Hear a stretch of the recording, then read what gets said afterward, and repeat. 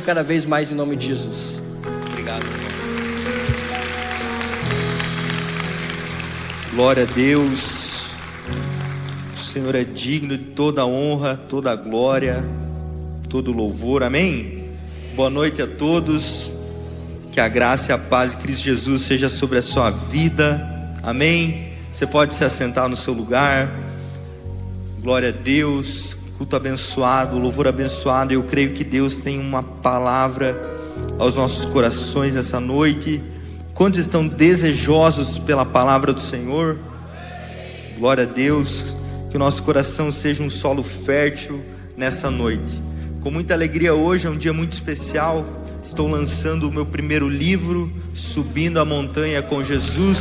Ao Senhor Jesus, toda a honra e toda a glória ao nome do Senhor. Eu nunca imaginei estar escrevendo um livro. Eu até falei hoje na reunião dos pastores, e eu falo brincando, mas é verdade. Eu sempre orei para Deus para ser jogador. Eu lembro que quando eu tinha, sei lá, eu acho que eu devia ter uns 7, 8 anos, eu via o Messi e o Cristiano Ronaldo, né, os craques do mundo, e eu falava, cara, se Deus, eles nem acreditam em Deus, eu pensava, se eles nem acreditando em Deus jogam tão bem assim, eu que acredito, Deus pode me fazer melhor que eles. Eu pensava assim e falava, ó Deus, então me faz melhor que o Messi e o Cristiano Ronaldo. Então eu falo que eu orava para ser jogador e Deus ouviu o pastor. Então eu estava orando para dar um drible e Deus estava ouvindo escrever um livro, né? Mas glória a Deus, porque os planos deles são melhores do que os meus, e eu não trocaria hoje os planos de Deus pelos meus planos, porque eu tenho entendido e tenho visto que é melhor servir a Deus. E esse livro é uma concretização disso, dos planos e propósitos de Deus. Esse livro nasceu aqui no culto de quinta, é onde eu tenho me dedicado a maior parte do meu ministério, eu e o pastor Vini, todas as quintas-feiras aqui, pregando a palavra. E esse livro nasceu de uma série que eu fiz aqui na quinta, que foi a série Subindo a Montanha com Jesus. Talvez até alguns estavam presentes aqui. E hoje se tornou um livro, né? O pastor Rafa foi uma pessoa que me encorajou a escrever. Ele escreveu dele, falou, você tem que escrever também. O Ismael me encorajou também, que escreveu um livro. E tantas pessoas que foram importantes na minha caminhada, pastores, pessoas que estão aqui, que eu já fiz uma dedicatória no particular, pessoas que marcaram a minha vida para que eu pudesse estar aqui nessa noite. E esse livro, ele fala do sermão de Jesus Cristo, talvez o sermão mais conhecido de Jesus. Eu falo aqui no livro que é o sermão mais completo de Jesus, porque é o sermão mais extenso, e no qual ele aborda a maioria dos assuntos a respeito da vida cristã, do reino de Deus. O sermão está escrito lá no capítulo 5 de Mateus, no capítulo 6 de Mateus e no capítulo 7 de Mateus, que é conhecido como o Sermão da Montanha ou o Sermão do Monte. Então todo o livro ele é baseado no Sermão da Montanha, por isso que é Subindo a Montanha com Jesus. Claro que na época eu escolhi esse título para casar um pouco com Legendários, que o Legendário estava bastante em alta na época, ainda está. Então eu coloquei o nome Subindo a Montanha com Jesus, porque no Legendários você fala que você vai subir a montanha. Mas aí Deus ministrou no meu coração que Ele também nos convida a subir a montanha com Ele, todos nós. E porque no capítulo 5, no versículo 1, ele diz, Jesus subindo num alto monte começou a ensinar, e as multidões o seguiam. Então Jesus ele chamava as pessoas para que seguissem ele, e nesse contexto, nesse sermão, ele subiu num alto monte para poder ensinar, e aqueles que com ele queriam subir, puderam receber desse precioso conteúdo. Então eu creio que vai abençoar muito sua vida. No final eu vou estar lá atrás, vai estar sendo vendidos os livros, e eu também, se você assim desejar, vou estar lá para tirar uma foto, escrever aí um autógrafo. Vai ser uma alegria.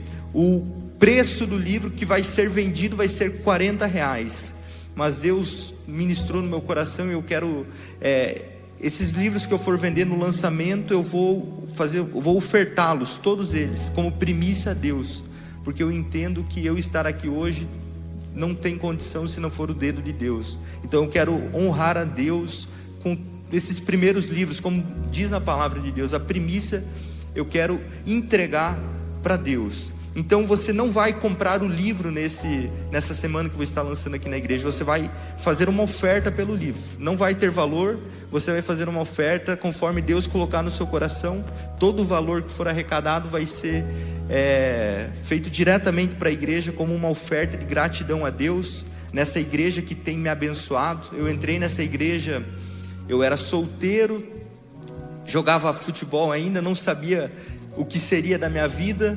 Então eu casei aqui nessa igreja, eu me tornei pastor aqui nessa igreja. Hoje eu sou pai, hoje eu sou pastor aqui, hoje eu sou líder de um culto. Então eu creio que de fato essa igreja tem sido um instrumento de Deus na minha vida. Então eu quero, como eu sei que tem sido na vida de tantas outras pessoas, então eu quero fazer esse gesto em honra a Deus por aquilo que Ele tem feito nessa casa, nessa igreja. E eu sei que é só o começo daquilo que Deus vai fazer. Nós vamos ver essa cidade confessando que Jesus Cristo é o Senhor Jesus. Amém? Glória a Deus, ao Senhor. Glória a Deus. E vamos ler o texto de Mateus capítulo 7, versículo 24 ao 29. O título da mensagem é... Chay, se puder colocar por favor. Construa sobre a rocha. É referente ao último capítulo do livro. E também o texto que nós vamos ler é a conclusão do Sermão da Montanha. Então Jesus diz assim, Mateus 7, 24 ao 29: portanto, quem ouve estas minhas palavras é todo o sermão. Jesus está concluindo aqui o sermão. Então ele está falando, quem ouve o que eu falei em todos esses capítulos e as pratica, é como um homem prudente que construiu a sua casa sobre a rocha. Caiu a chuva, transbordaram os rios, sopraram os ventos e deram contra aquela casa, mas ela não caiu, porque estava alicerçada na rocha. No entanto, quem ouve essas minhas palavras e não as pratica, é como um insensato que construiu a sua casa sobre a areia. Caiu a chuva, transbordaram os rios, sopraram os ventos e deram contra aquela casa, e ela caiu, e foi grande a sua queda.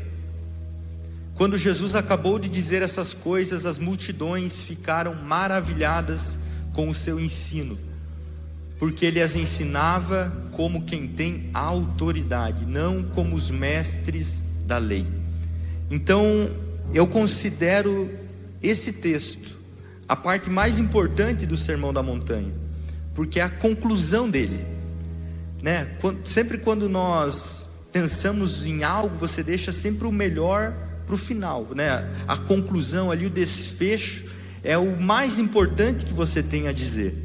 Então Jesus aqui, ele abordou muitos temas no Sermão da Montanha. Eu até anotei, porque de cabeça você não consegue lembrar. Eu pelo menos não consigo.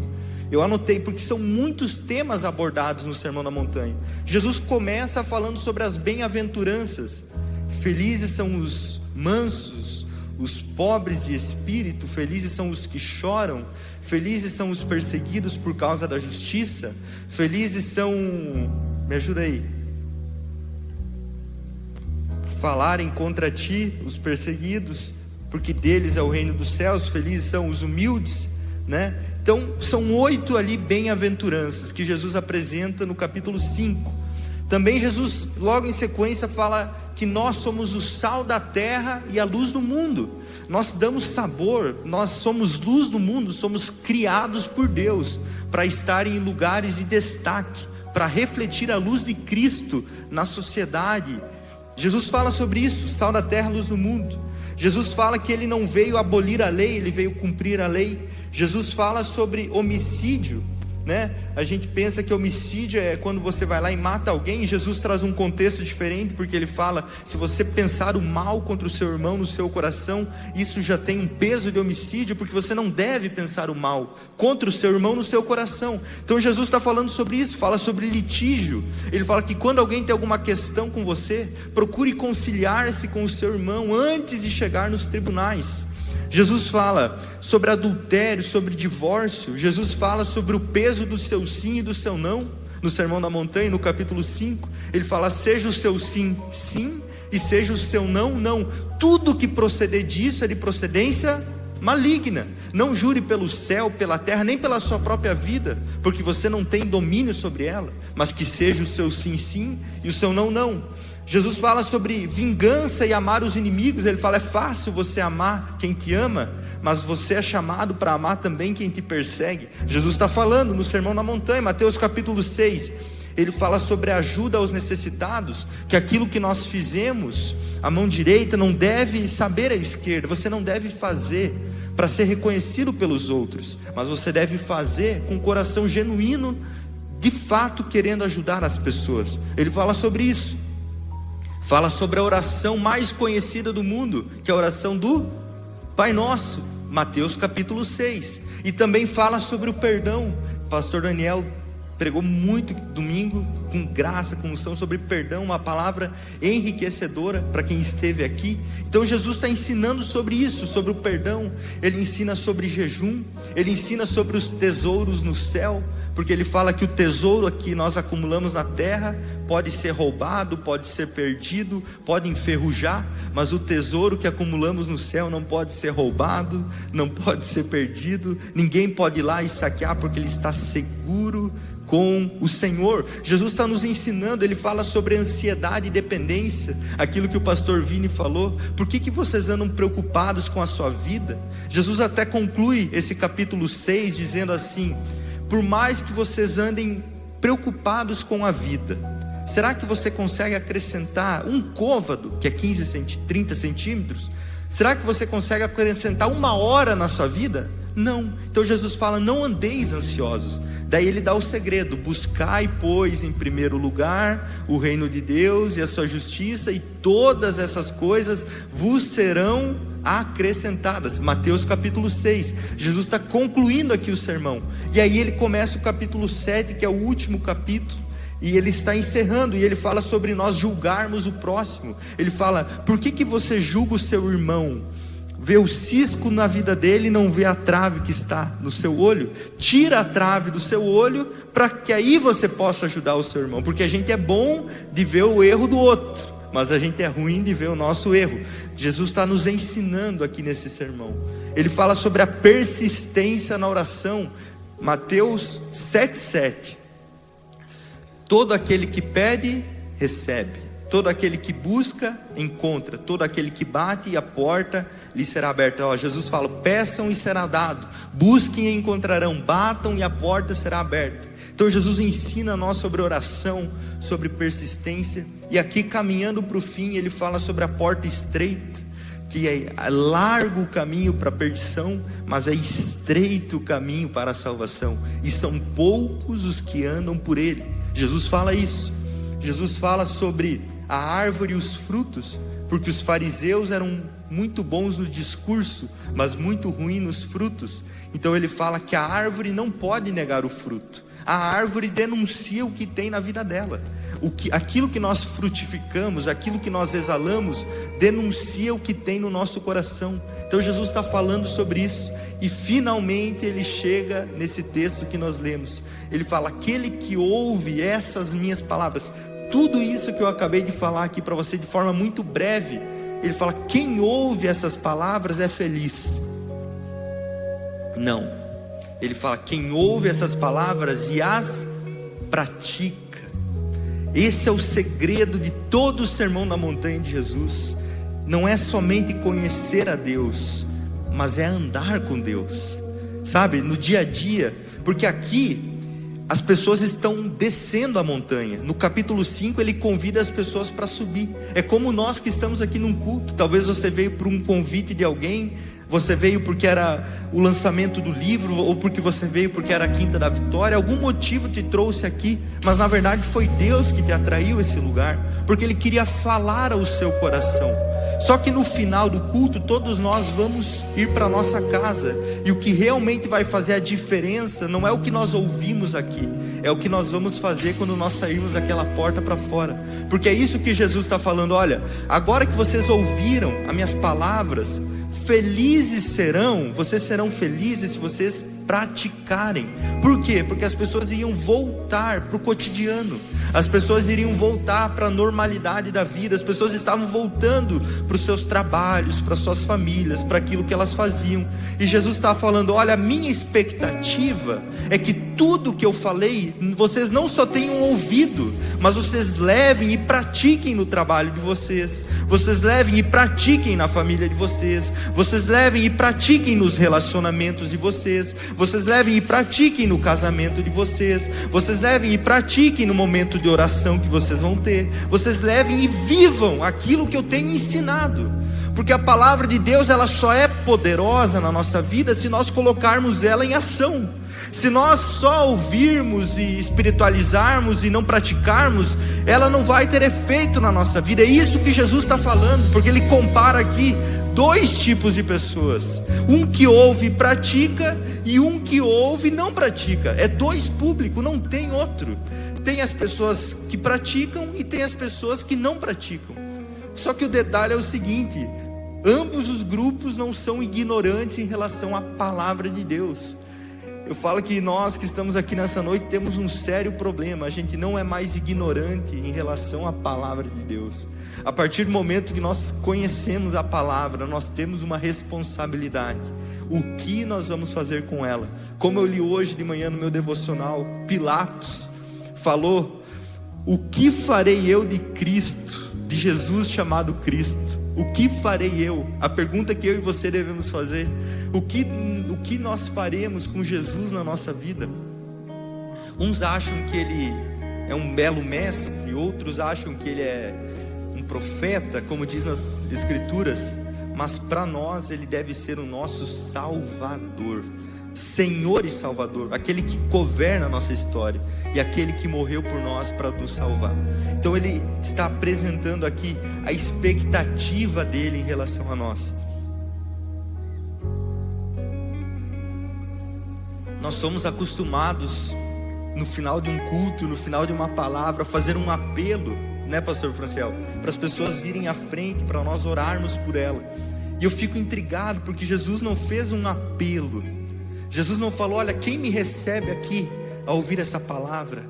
Quem aqui foi tocado pela minha palavra? Vem aqui que eu quero orar com você. Jesus não fala isso. Isso me intriga, porque o apelo de Jesus foi o seguinte: olha, você ouvir e você praticar, você vai ser uma pessoa feliz.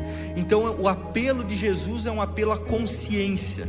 Jesus ele está falando o seguinte: olha, a diferença não vai vir de uma oração, a diferença não vai vir de você levantar a mão dizendo que me recebe, mas a diferença vai vir de você internalizar essa palavra e viver ela, e viver, sabe?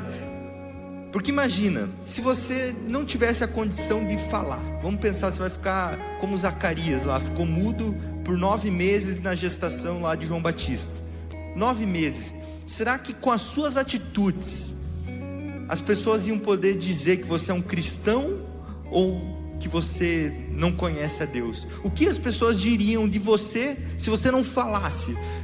Não fala, eu vou na igreja, não, eu sirvo a Cristo, eu sou cristão, não falasse nada disso.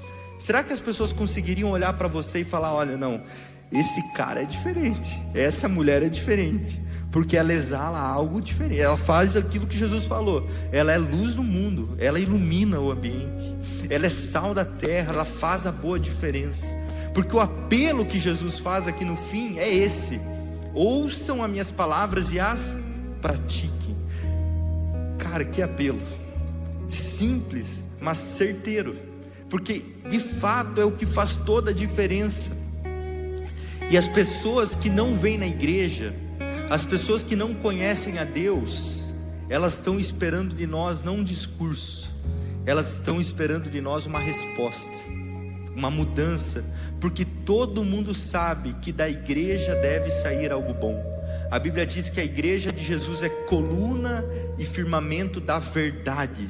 Então, se tem um lugar que as pessoas esperam que saia algo diferente e algo bom, é da igreja. E quem é a igreja? Quem é a igreja? Somos nós. Então nós precisamos testemunhar do Deus que nós ouvimos aqui. E é esse o convite de Jesus: construa a sua casa sobre a rocha. Então Jesus conta essa parábola, ele conta essa conclusão com a parábola da rocha, da casa sobre a rocha, da casa sobre a areia. E eu quero destacar 5 elementos aqui nessa parábola. O primeiro deles é o alicerce. O que é o alicerce? O alicerce é a construção da nossa vida. Todos nós aqui estamos em construção. Ninguém aqui está com a vida pronta, com a vida resolvida. Todos nós estamos construindo algo, construindo um legado, construindo uma história, construindo uma carreira, construindo uma família. Nós estamos construindo, e isso simboliza o alicerce, aonde nós estamos colocando as nossas raízes. Nós estamos em construção. Essa é a semelhança do alicerce. Outro elemento que Jesus nos apresenta é a rocha. Quem que é a rocha? Quem que é a rocha? Jesus. Então, se nós estamos construindo o alicerce, Jesus é o fundamento. Talvez essa aqui é a chave da parábola. A rocha é Jesus Cristo, inabalável. A Bíblia diz: a rocha que os construtores rejeitaram se tornou a pedra angular, e quem edificar sobre ele vai prevalecer, e quem não edificar sobre ele não vai prevalecer. Então o segredo da parábola está aqui: Jesus no centro, na fundação da nossa vida, a rocha. Outro elemento que é apresentado na parábola são os ventos, as águas e as tempestades. O que simboliza isso?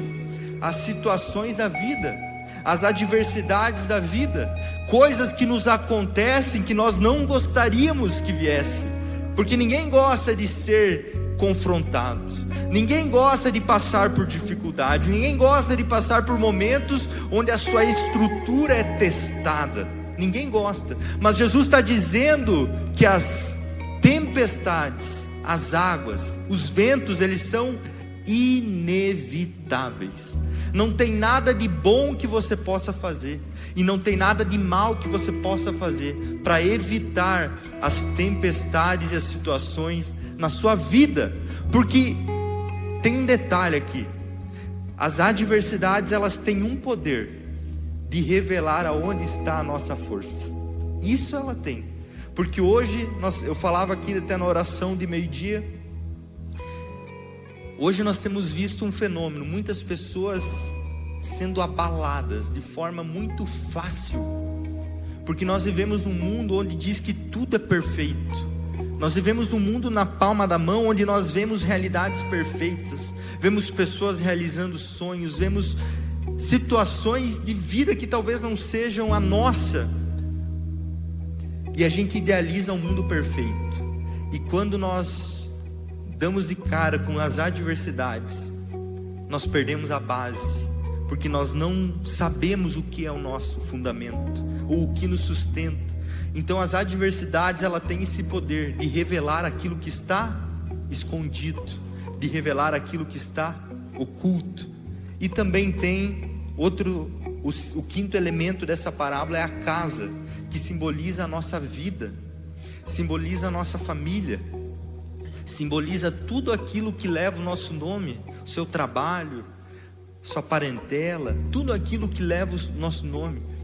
Isso é o pano da nossa vida, digamos assim, como se fosse a roupagem, aquilo que as pessoas veem, a casa. Todo mundo via a casa. As pessoas não conseguiam ver os alicerces, não conseguiam ver o fundamento, mas elas conseguiam ver a casa. Então é tudo aquilo que representa a nossa vida, representa a nossa história.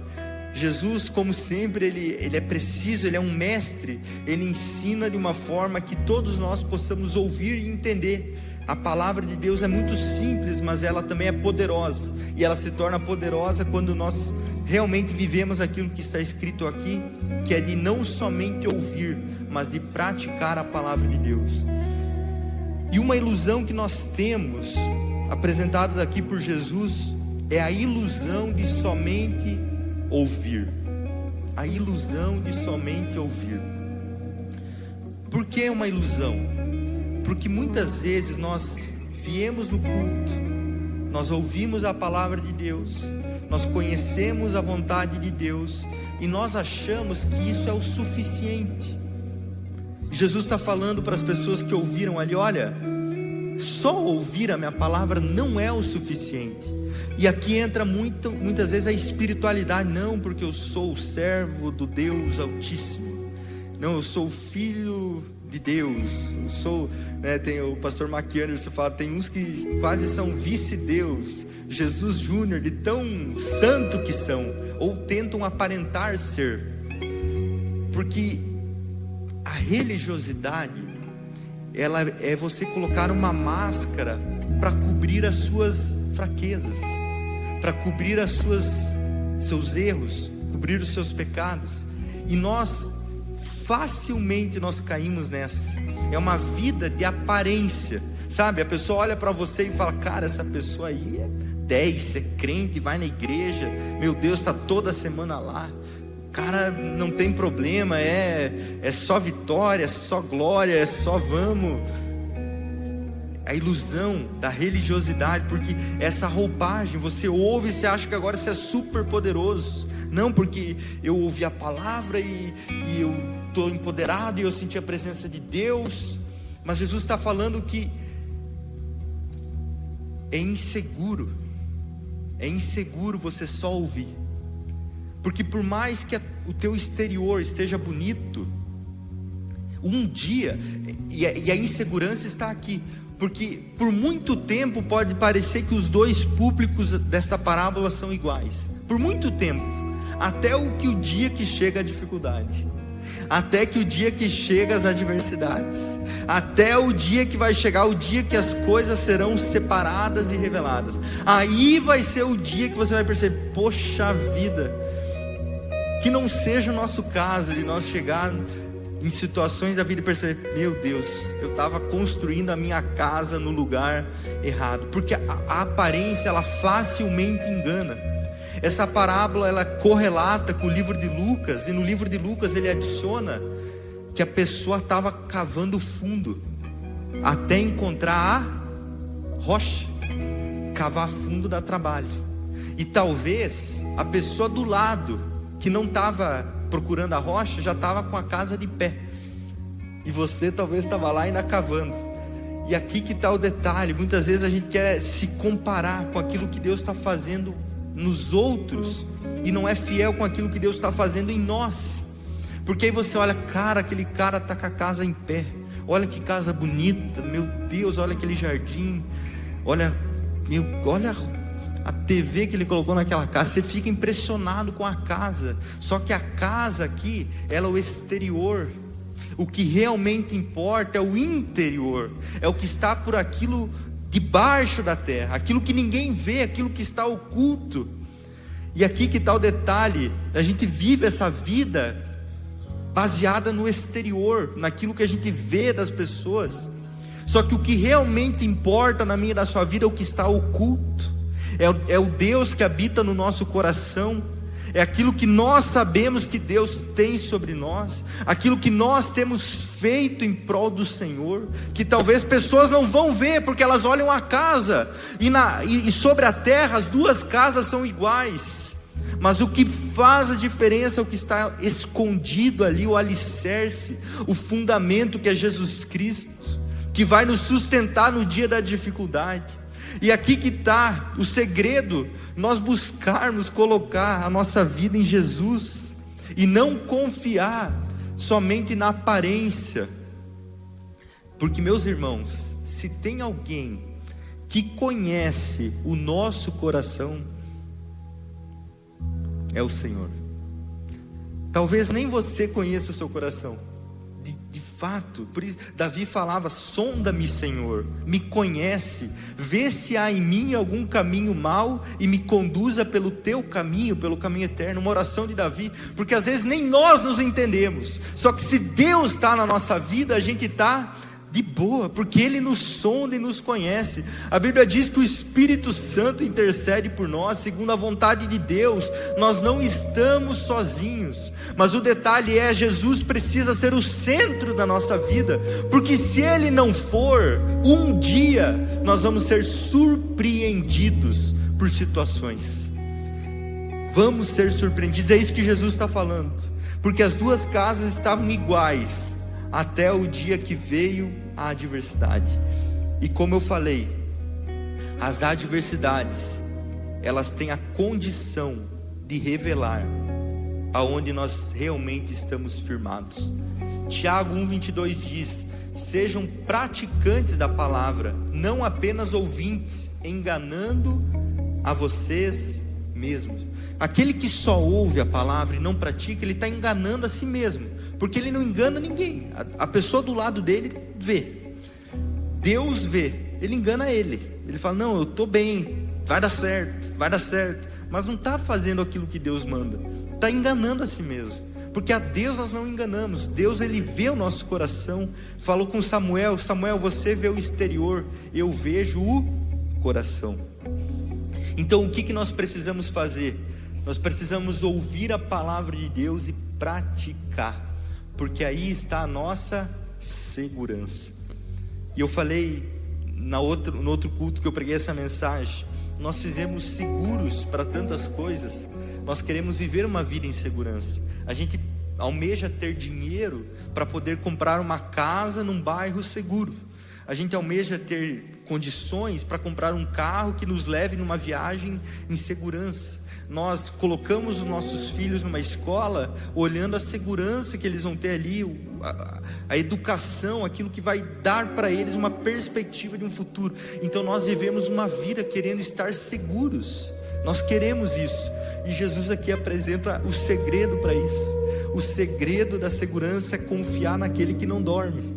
O segredo da segurança é colocar a tua vida na mão daquele que sabe de todas as coisas, que conhece a tua saída, que conhece a tua entrada, que conhece você desde o ventre materno e escreveu todos os seus dias no seu livro. Então Jesus está falando: a segurança está aqui, edifica a sua vida sobre mim, porque aí vai vir a adversidade, vai vir circunstância e você vai permanecer em pé, porque o teu fundamento sou eu. É Jesus que faz toda a diferença na nossa vida. Aquilo que as pessoas não veem no exterior, mas está ali dentro guardado. Paulo, ele fala que nós somos como um vaso de barro, frágeis, porém com um precioso e um grande tesouro dentro, que é a presença de Deus na nossa vida. É isso, meus irmãos, que faz toda a diferença. Só que para Deus habitar na nossa vida e nós vivermos essa segurança, nós precisamos praticar a palavra, porque Jesus falou o seguinte: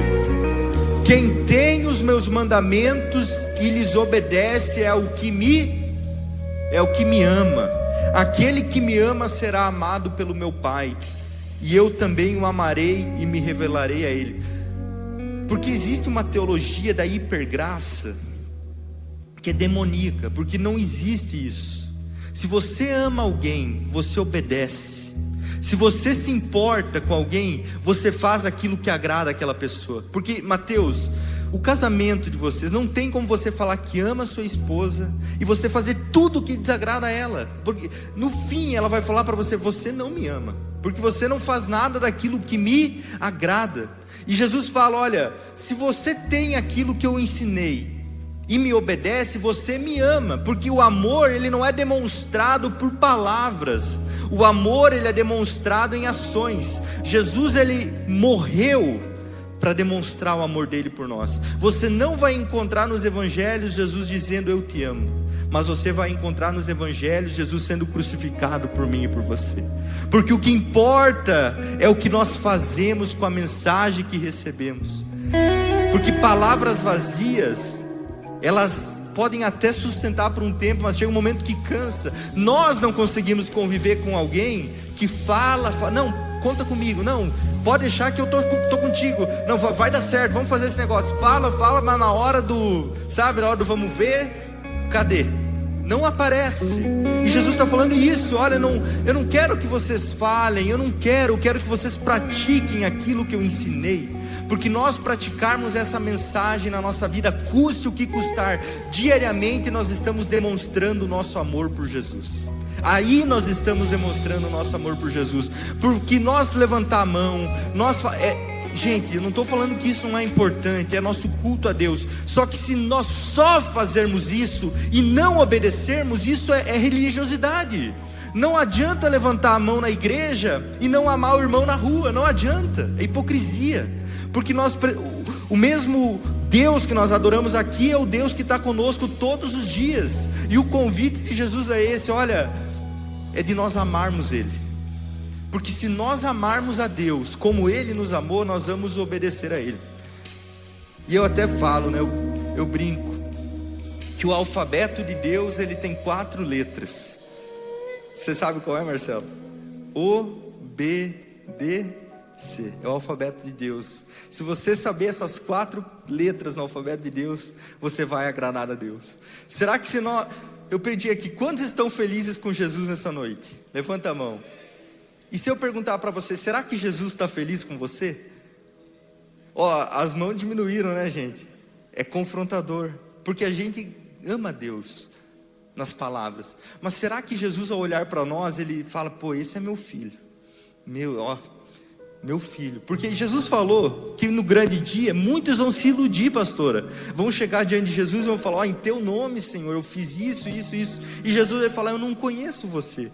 Porque a pessoa que conhece a Deus, ela faz o que agrada a Ele. Isso é relacionamento.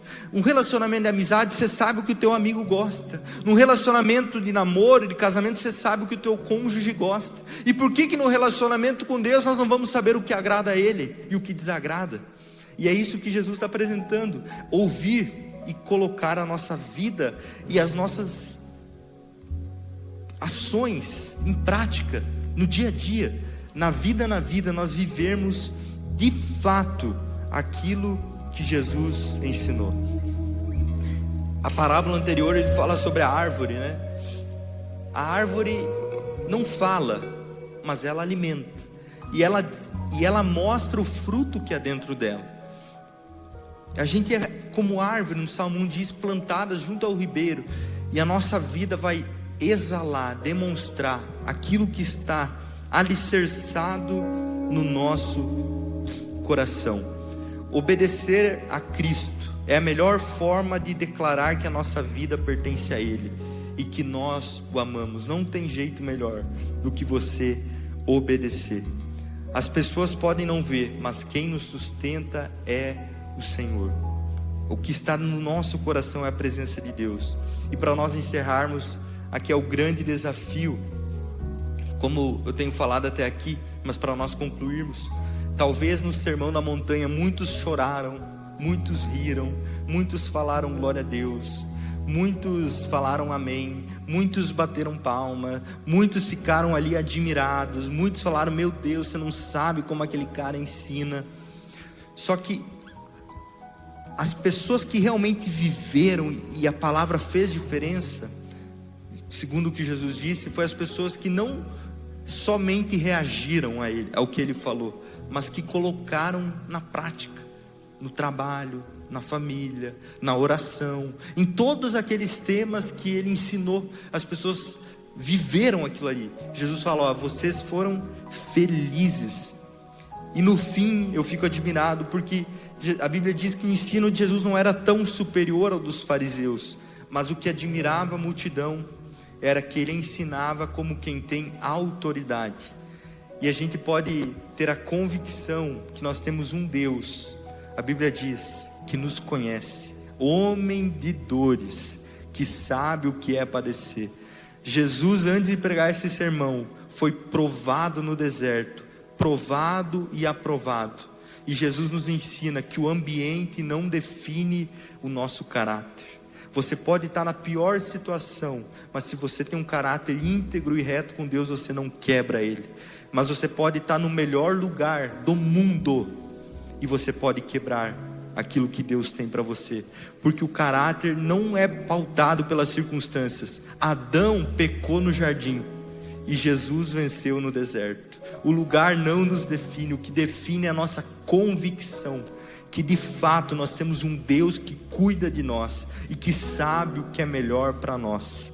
Então, quando vierem as propostas, quando vierem os ventos, nós vamos levantar a bandeira e falar: minha vida pertence ao Senhor, e eu vou fazer o que Ele manda, custe o que custar, porque eu sei que Deus que prometeu, Ele é fiel para cuidar. Porque Jesus também fala no Sermão do Monte: eu cuido de vocês. Olhem para as aves. Porventura eu não dou de comer para elas, eu não alimento elas, eu não sustento elas. Vocês têm muito mais valor que elas, Jesus disse. Então não andem ansiosos, eu tenho cuidado de vós.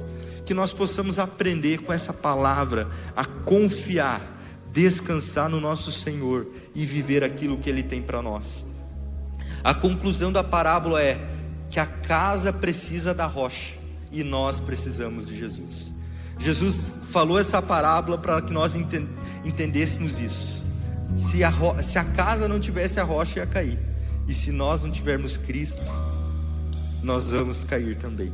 E grande será a ruína. Mas eu creio que não é o caso de nós que estamos aqui nessa noite. Nós somos aquele povo que escolheu colocar o Senhor no centro da nossa vida. Amém? Quero convidar você a se colocar de pé no seu lugar. Glória a Deus. Curva a sua cabeça no seu lugar. Fala com Deus.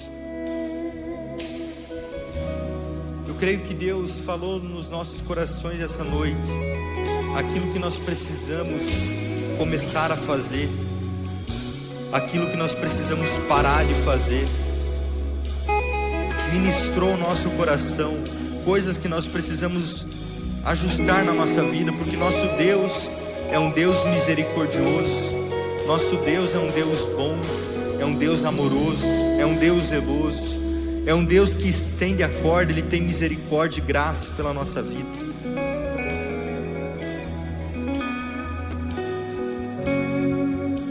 Senhor Jesus, nós te louvamos nessa noite, Pai, ao recebermos a Tua palavra, Pai, que é viva, eficaz, poderosa, que entra no nosso coração e muda a nossa história. Nós não conseguimos ver ao Senhor, mas nós cremos que o Senhor é real, que o Senhor morreu naquela cruz para nos salvar, e que o Senhor tem um futuro escrito para nós. E a nossa oração nessa noite é: Jesus, nos ajuda a viver a Tua palavra. Jesus, nos ajuda, Pai, a sermos obedientes. Senhor, que a nossa vida seja agradável a Ti, que a nossa vida, Pai, lhe dê prazer, lhe dê honra, que o Senhor, Pai, possa olhar para nós e se alegrar. Sim, Pai, nós queremos ser filhos obedientes, filhos amados, Pai, que trazem alegria ao Pai, e o Senhor tem cuidado de nós. Obrigado, Pai, porque sem Ti nós não somos nada. Sem Ti, Pai, nós caímos, nós tropeçamos, nós erramos. Mas com o Senhor, Pai, se Deus é por nós, se Deus é por nós, quem será contra nós? Se é Cristo quem nos justifica, quem intentará acusação contra os escolhidos de Deus? Porque a nossa vida pertence ao Senhor. Nós declaramos nessa noite que queremos edificar a nossa vida sobre a rocha, que é Jesus Cristo. Nós queremos viver alicerçados, firmados em Ti, Pai. E nenhuma adversidade, nenhuma dificuldade, nada que possa vir do exterior vai abalar a nossa fé em Ti, abalar a nossa casa, abalar a nossa família, abalar a nossa vida. Nós colocamos, Pai, nesse momento tudo que somos diante do Senhor, tudo aquilo que leva o nosso nome, a nossa casa, Pai, a nossa vida, os nossos negócios, tudo, Pai, apresentamos diante do Senhor, porque é Seu. O Senhor é o Senhor da nossa história e da nossa vida. Muito obrigado, Jesus, muito obrigado, nós Te amamos. Dessa maneira, Pai, nós oramos e Te agradecemos. E a igreja diz: glória a Deus. Você pode dar sua melhor salva de palmas a Deus. Aleluia. Glória a Deus. A palavra de Deus é poderosa, né, meus irmãos? Ela é poderosa para transformar a nossa vida. E hoje é um culto muito especial. Pode permanecer em pé para parecer que está acabando, mas hoje é culto de Santa Ceia, um culto marcado, separado, para nós fazermos menção do sacrifício de Jesus naquela cruz. Jesus, ele nos deixou duas ordenanças, duas liturgias para que nós obedecêssemos como igreja. A primeira delas é o batismo. Jesus diz: aquele que com o coração crê, com a boca confessar e for batizado, ele vai ser salvo. O batismo é uma confissão pública de fé. Nós teremos o batismo agora sábado, uma confissão pública daquilo que já está acontecendo, já aconteceu no seu coração. Se você já recebeu Jesus no seu coração e ainda não desceu as águas, você precisa descer as águas, porque o batismo é você confessar perante céus e terras daquilo que já aconteceu no seu coração. Então essa é uma ordenança de Jesus, o batismo.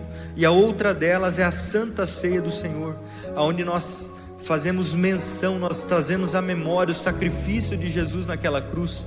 Porque por mais que um dia nós morremos para o velho homem nas águas do batismo, nós precisamos todos os dias lutar contra a velha natureza, porque como dizia Martinho Lutero, o velho homem, ele sabe nadar, ele está ali todos os dias querendo nos fazer voltar para a nossa velha vida, para o nosso velho eu. Então a ceia é para nós trazermos a memória daquilo que Jesus fez por nós, que nós não estamos sozinhos, que Ele está conosco aqui e que um dia Ele vai voltar para buscar a sua igreja. A ceia é uma declaração de pertencimento, a ceia é uma declaração de esperança, a ceia é uma declaração de restauração, a ceia é uma declaração de salvação daqueles que pertencem ao Senhor Jesus. Por isso estão aqui os elementos, o pão, o suco, e todos aqueles que forem participar, os elementos serão distribuídos, todos aqueles que receberam Jesus como seu único, verdadeiro e suficiente Salvador. Os elementos podem ser distribuídos, você pode adorar a Deus aí no seu lugar. E ao partir o pão, os nossos olhos se abrem, reconhecemos quem Tu és. E ao som da Tua voz, os nossos corações queimam de amor, queimam de amor. E ao partir o pão, os nossos olhos se abrem e reconhecemos quem Tu és. E ao som da Tua voz, os nossos corações queimam de amor, queimam de amor, porque livre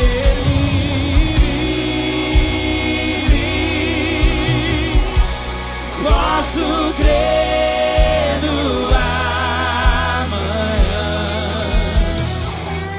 porque livre terror não há, mas eu vencei,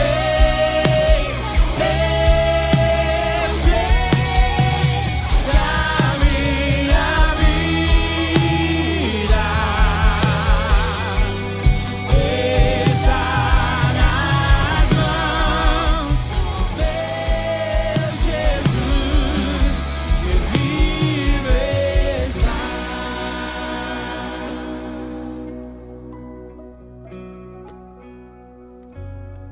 Glória a Deus. Teve alguém que não recebeu? Levante sua mão. Todos receberam. Vamos ler 1 Coríntios 11, 23. 1 Coríntios 11, 23. Porque eu recebi do Senhor o que também transmiti a vocês, que o Senhor Jesus, na noite em que foi traído, pegou o pão, deu graças, partiu e disse: isso é o meu corpo dado em favor de vocês, façam isso em memória de mim. Em memória do corpo de Jesus partido por mim e por você, participemos.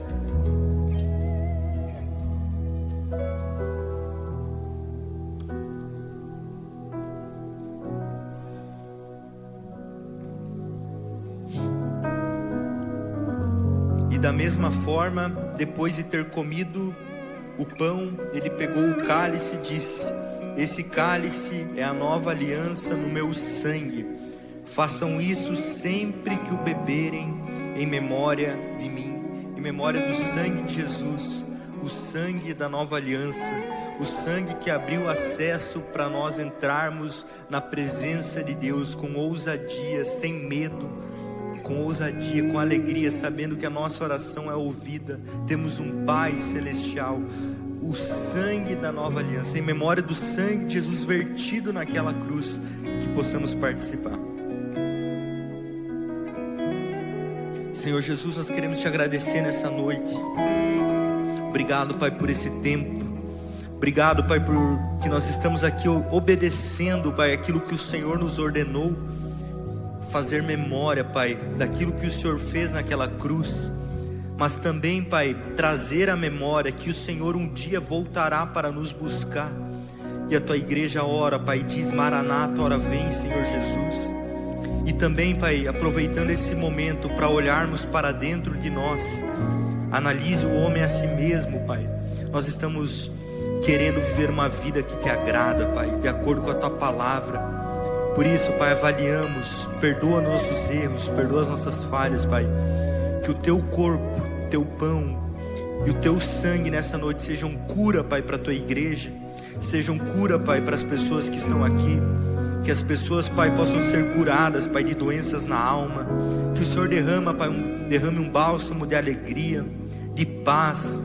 Talvez familiares, Pai, que nos venham à memória, Pai, pessoas que nós lembramos que estão com quadros depressivos, angústia, Pai.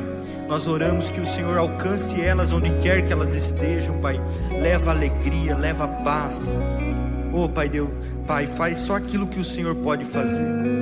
Pai, também oramos por pessoas que estão enfermas, Pai, que o Senhor traga cura, restauração. O Senhor é o Jeová Rafa, o Deus que cura.